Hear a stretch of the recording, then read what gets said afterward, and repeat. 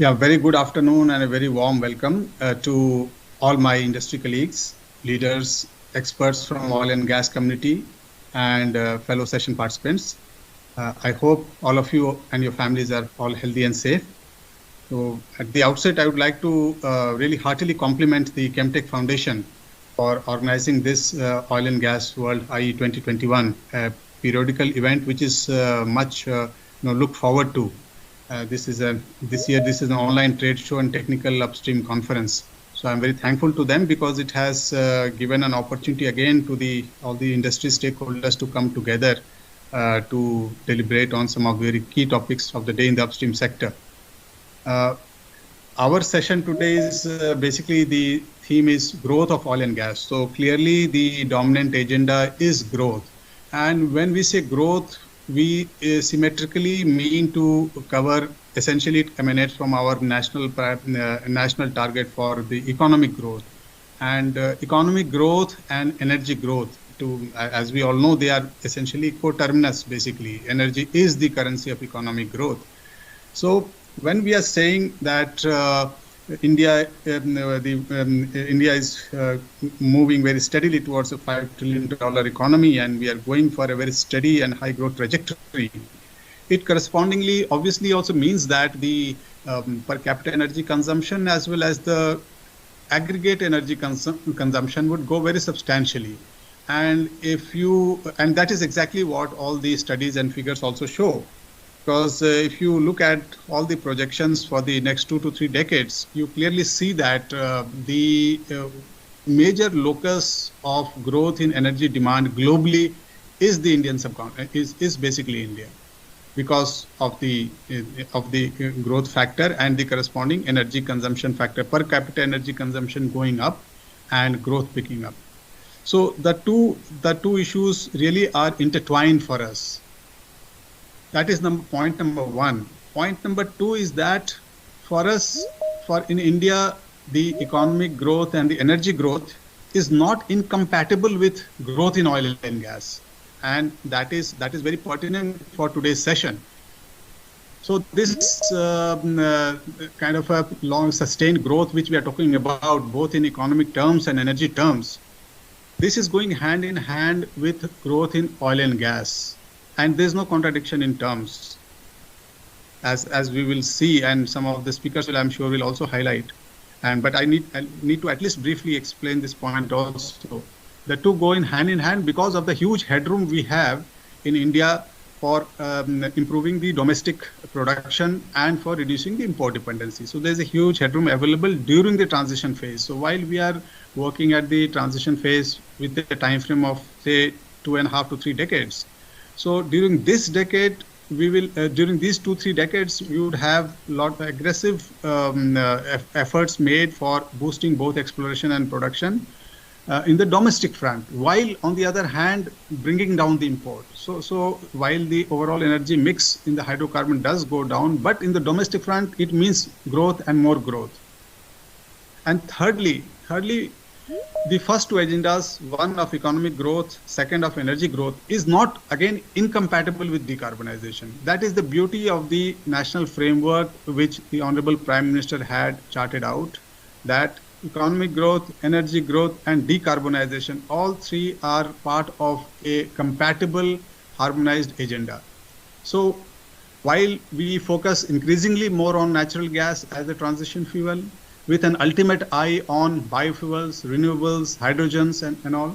But during the transition, there is an increasing focus on natural gas. And for that, the agenda is already very clearly set on exceeding 15% energy mix by 2030, which is hardly a decade, less than a decade away now. And we are moving very tangibly in that direction. If you see the huge investment which is lined up for the gas infrastructure, and like at one time, one nation, one tax was an idea, and it became a reality in 2017 through the GST legislation. Similarly, one nation, one grid was an idea which Honorable Prime Minister presented some time back, but on the ground you see it now taking shape.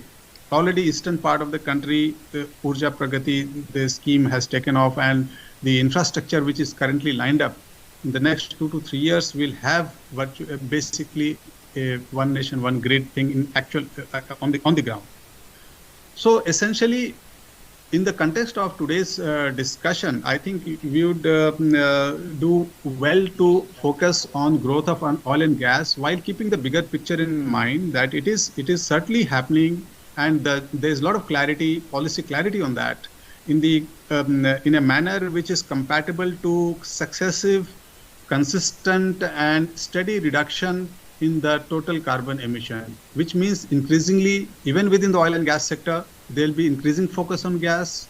There'll be increasing focus within oil sector also on increasingly on CCUS, on technologies which leave a lower carbon footprint, which within the E&P sector again are less polluting, and these technologies are more energy efficient, and they have a less net imprint on a less carbon footprint.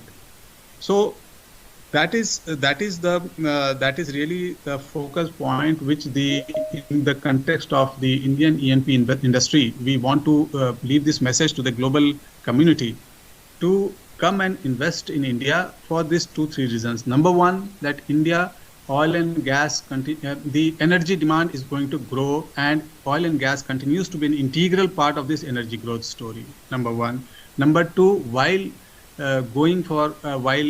increasing our focus and investment in oil and gas in the transitional phase of about 3 decades or so, there'll be certainly increasing adoption of technologies, digitalization, and all such measures which make for increasingly reduced carbon footprint, so that the overall India's commitment to the decarbonization agenda and the overall climate change agenda remains intact. And that's why there is a lot of scope. I feel that in the coming years, there's a lot of scope for innovative methods, for sunrise technologies, even within the oil and gas sector. There's a lot of initiatives which have been taken in recent years, and the Prime Minister announced this also during the recent interaction with the global CEOs. Some more reforms are in the offing, and Government of India, our ministry is actively working on some more reforms, which will essentially focus on some more reform schemes and projects, which will focus on these 4 pillars of E&P industry. One is on enhancing the volume and quality of data which is currently available, and there's a further investment, national investment, going into acquisition of good quality seismic data, as well as data acquired through parametric wells. So data acquisition will continue to be further strengthened as an area of priority. And the second pillar of bringing more and more acreages through under exploration through a regime which is increasingly made less and less regulatory approach, more and more facilitative, with minimal kind of interface with the regulatory apparatus, that those schemes are also further being worked upon and improved upon, so that basically the investors find it easy to embark upon exploration exercises from the right from the inception stage, from the point of carving out of blocks to the start of the work. And thirdly, the area of enhancing the recovery and enhancing the production from the existing discoveries and fields through various measures which are well known to the industry, but in terms of creating some really promoting the enablers, creating some more enabling frameworks. Some more initiatives are in the offing, which should certainly, which we would be sharing in times to come, and Ministry is already actively working on some of those enablers, which will help induct more technology, bring in new forms of partnership and new ways of operations, so that the production enhancement, both the recovery factor and the overall production go up.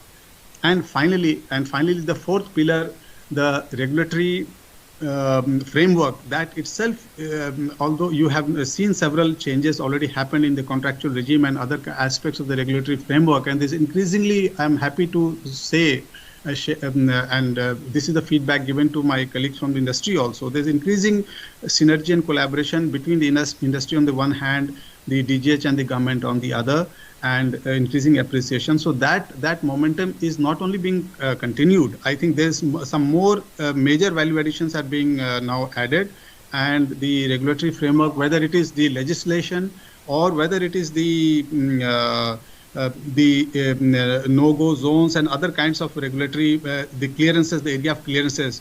There has been we are already working on, along with the government, on new institutional frameworks which will make the thing far more efficient, easy, and less time taking for the industry. So these things, hopefully, some of these reforms in the regulatory framework should see the light of the day very soon. And this is work in progress. It is a sequel, is a build up on some of the reforms which you have already witnessed in the production sharing regime and other ways of interfacing between the central state governments on the one hand and the regulatory ministries on the other. But this will be further improved upon.